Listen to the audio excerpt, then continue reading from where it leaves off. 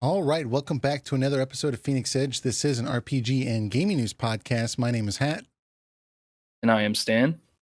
And we are joined by our guest, Gio. How are you? Doing great. How are you? Doing good. Doing good. So Gio's joining us today because we are going to be talking about some hardcore Switch RPG topics. At least this episode will be Switch RPG related anyways.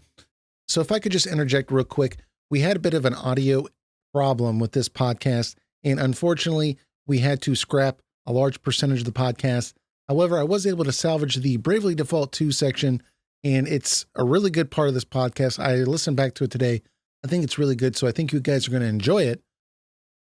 But because of the problem that we are having with the audio, Gio, our guest, his audio is fading in and out. So I went through and I cut out the parts of the audio that were not usable and left the parts in that were usable. Simple enough.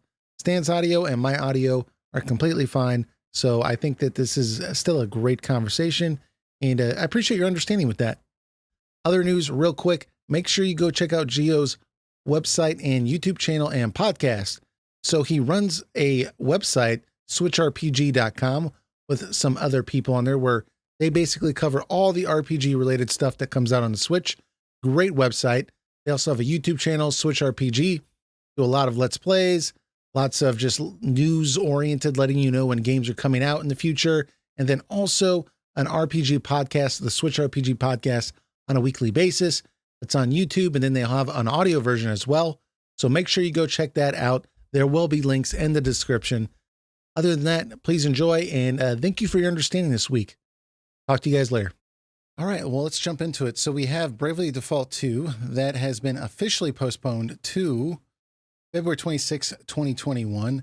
As you all know, it was supposed to come out in November. I was really looking forward to it, although I was kind of like, it's coming out the same day or roughly around the same time as Cyberpunk, before Cyberpunk was also delayed.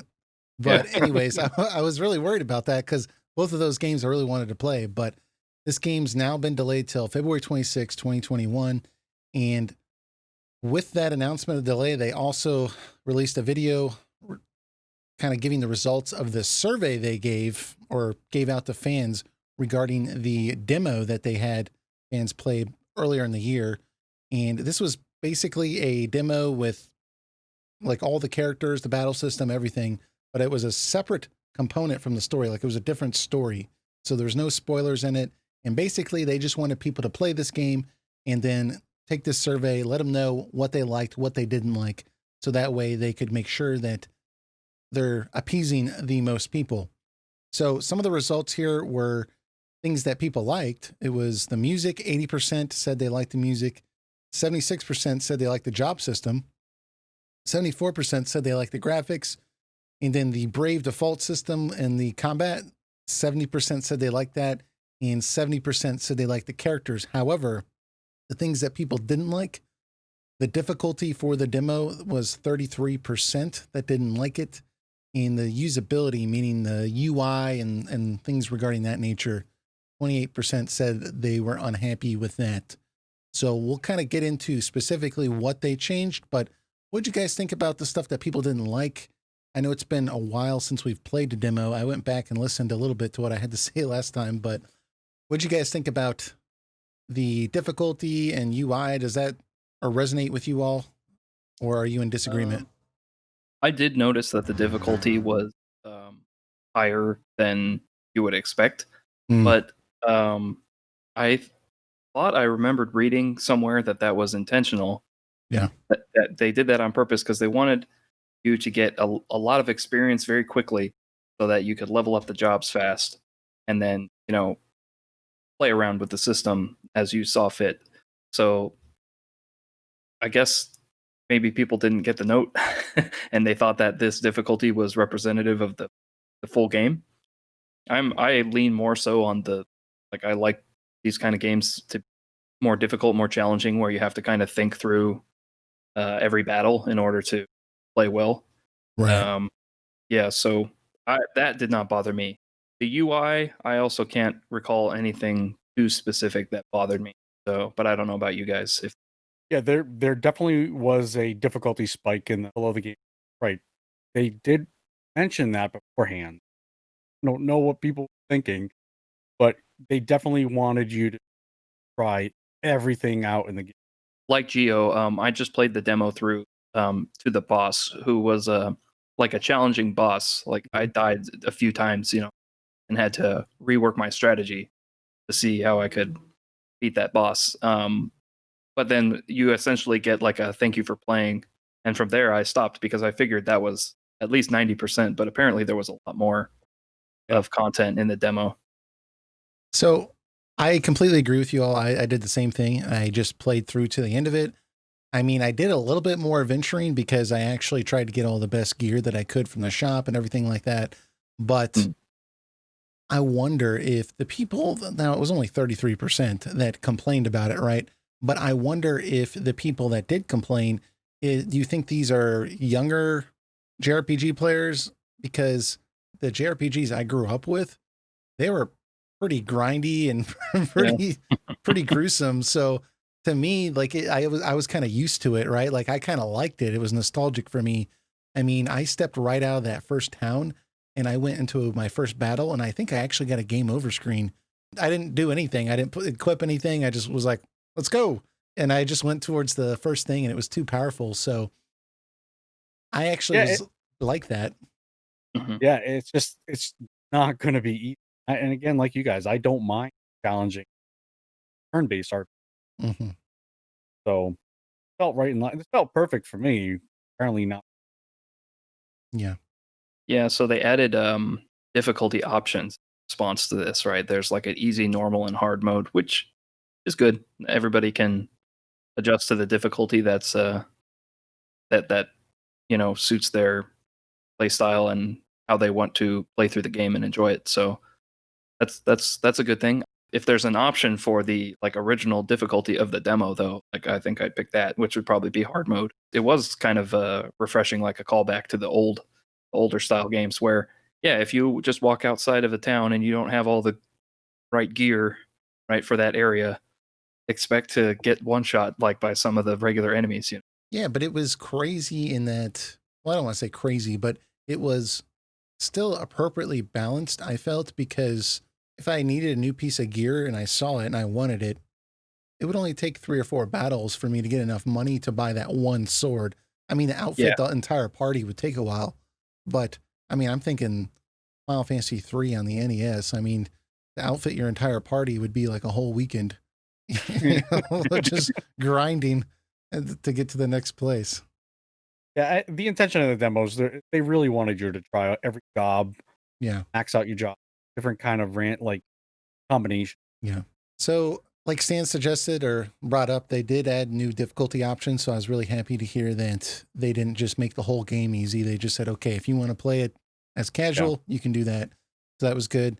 Much of the UI complaints they've addressed by saying that players now have turn gauge meters. Enemies who are close to attack will now have exclamation marks above or around the enemy. So that's pretty Found that. cool. I found that interesting. There was that part in the video where they're explaining Mhm. your characters will now have like a turn gauge, almost like an ATB gauge underneath their Mhm. their health information, showing you like who's going to get their turn next. And they considered doing that for the enemies as well, but they thought it would make the game too easy Right. if you could see like when the enemies were going. And I thought, so basically they don't want Final Fantasy X's system where you can see the turn order.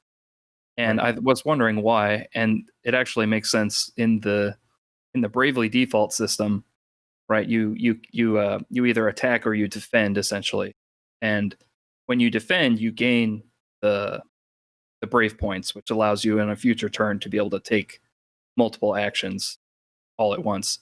And so I guess it would be a little too easy if you could see it's my turn right now, but then 3 enemies are going to go next. I should probably defend and get Right. Right. and get store up some points for when my turn comes up next time. Whereas if there's an exclamation point showing you like the next enemy, then it gives you maybe an opportunity to try and kill that enemy before they get their turn.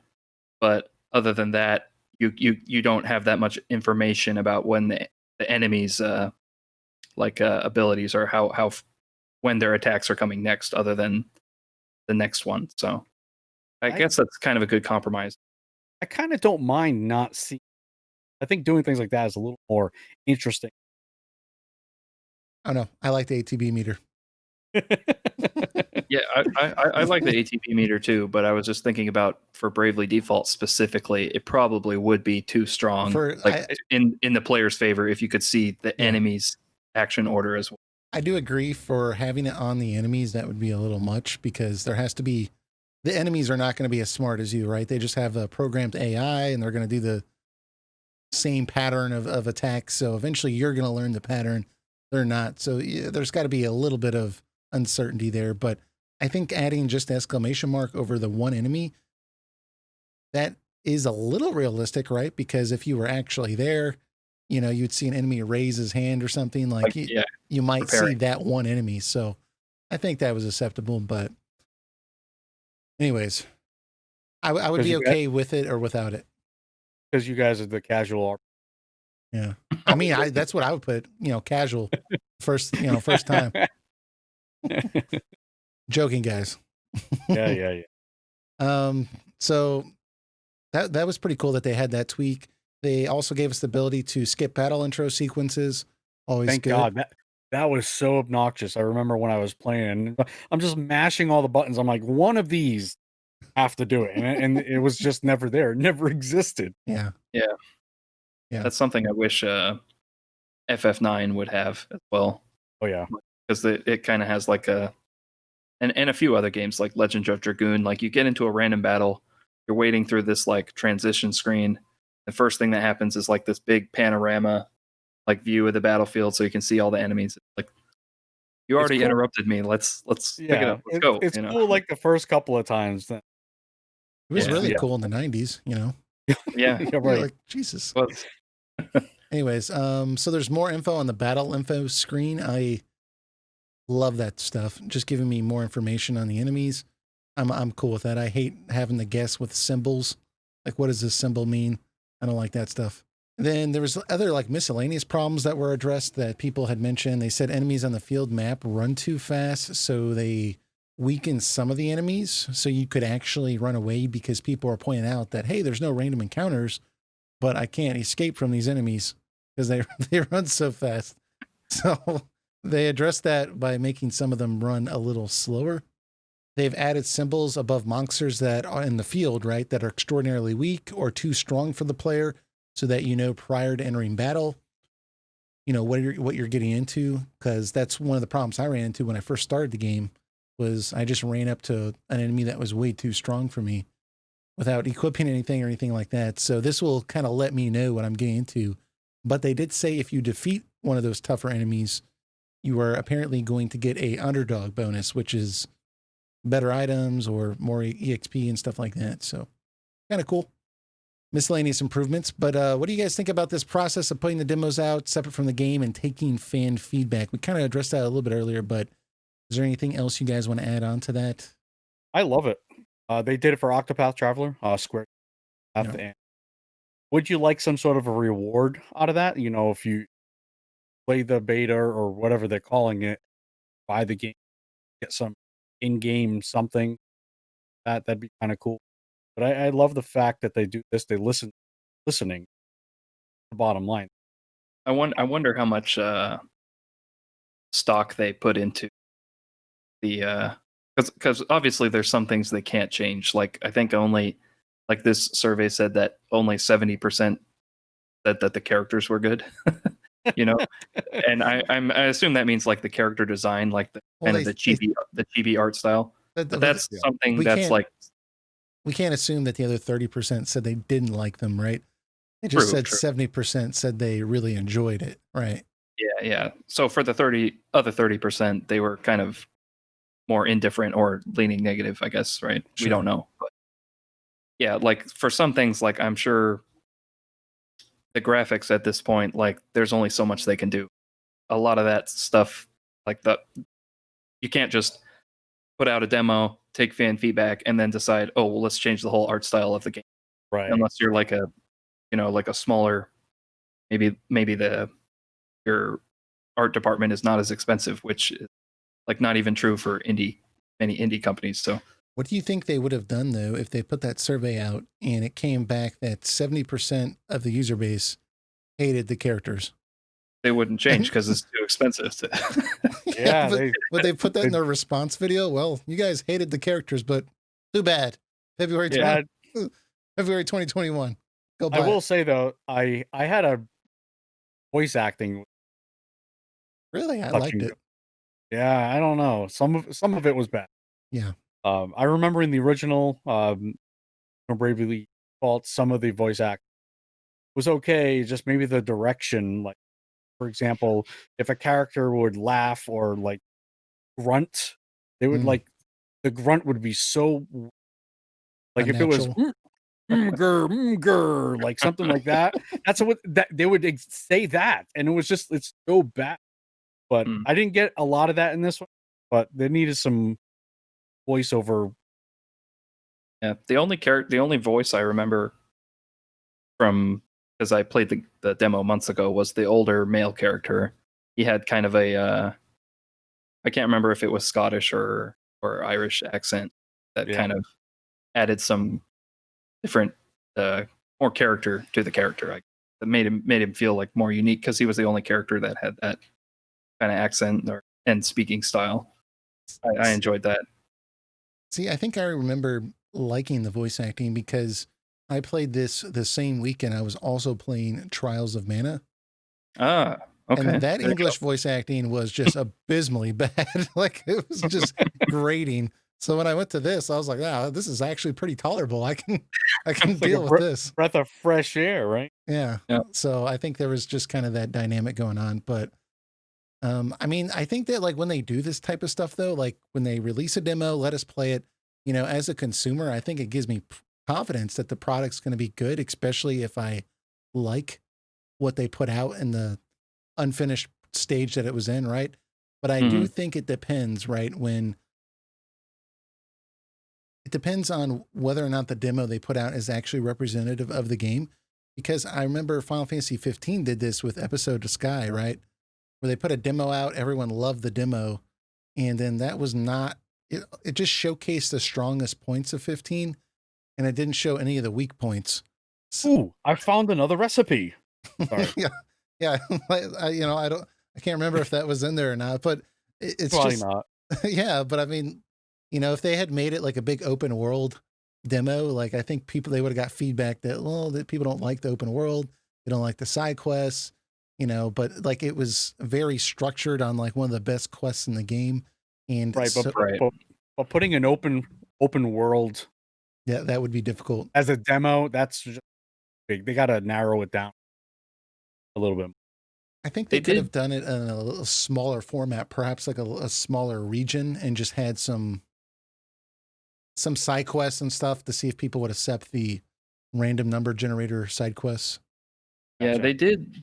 They were mostly focused on the combat, and they did take fan feedback for like the combat stuff. So like in the Disguise Mhm. demo, like Noctis couldn't dodge roll like at the press of a Yeah. button.